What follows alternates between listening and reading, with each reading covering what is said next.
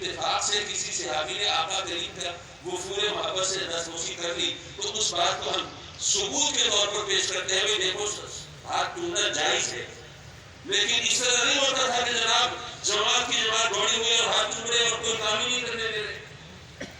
مہربانی کریں، ہاتھ چومنا صرف مستحب ہے، اور وہ بھی ان ہستیوں کے ہاتھ چومنا جائز ہے جو اس قابل ہو. ہم جیسوں کے لیے یہ حکم نہیں ہے. اگر جانشین امام اہل سنت کی بات ہو سبحان اللہ ہم بھی کریں گے دستبوسی، لیکن جب یہ فرض واجب نہیں سنت نہیں تو اس لیے آپ کے دل میں عقیدت محبت ہے نا، تو اس دل میں عقیدت محبت کو آپ کسی تعمیری انداز سے ظاہر کریں. جیسے ابھی آپ نے ماشاءاللہ یہاں پہ حصہ ملایا، آپ نے جیب کاٹ معاف کیجیے وہ جیب کاٹنے کا دوسرا انداز مت دیجیے. چلیے پیٹ کاٹنے کی بات کریں.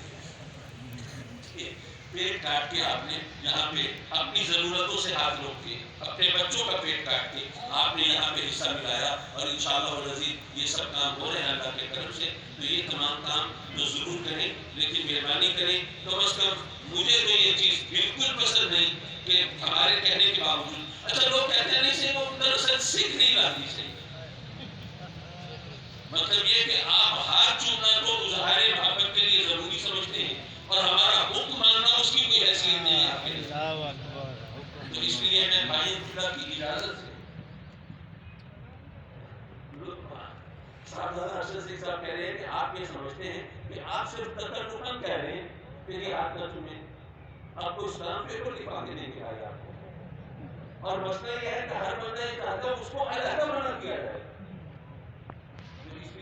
معاف کی بات بہت لمبی ہو گئی، لیکن میں تمام بھائیوں کی طرف سے کہہ رہا ہوں کہ آپ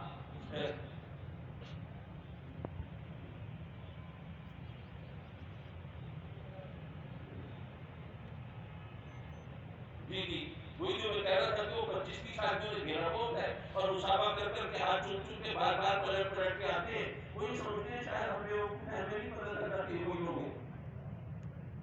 تو بھائی ذرا مہربانی کریں اور یہ ہاتھ چومنے سے ہر کا انسان گریز کریں. اور خدا چاہیے میں جو کہہ رہا ہوں وہ پورے نیت کے ساتھ کہہ رہا ہوں کہ مجھے ہاتھ چماتے میں بالکل اچھا نہیں لگتا، بلکہ بعض اوقات کو غصہ آنے لگتا ہے کہ کوئی اتنا سمجھایا ہے کہ یہ بھی سمجھ نہیں آتا. تو ذرا آپ ہاتھ لگا اس کی مہربانی کریں اور کام یا وضوء کا وظیفہ بتاتے ہیں.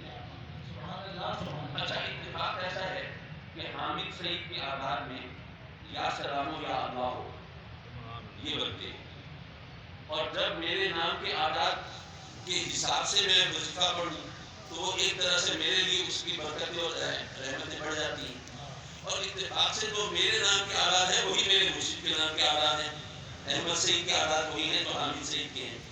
تو اس لیے میں نے صرف اس لیے وضاحت کی کہ کچھ لوگ جن کو میں یہ وظیفہ بتاتا ہوں وہ سمجھ رہے ہوں کہ شاید ہمارے مرشد بھول کے دوسرا وظیفہ بتا دیا. بے شک وہ یا سلام یا وضو پہلے وظیفہ اپنی قبلہ بتاتے تھے، اس کا میں انکار کیسے کر سکتا ہوں. لیکن جن کو میں نے وظیفہ بتایا ہے وہ بھی صحیح بتایا ہے، اس کے اندر کوئی کوتاہی نہیں ہے. رب کائنات ہم سب کی حاضری کو مقبول و منظور فرمائے. اور آخر دعوانا سبحان اللہ. حضرت صاحبزادہ سید حامد سعید کاظمی کے خطاب کے بعد یہ ضروری گزارش ہو رہی ہے کہ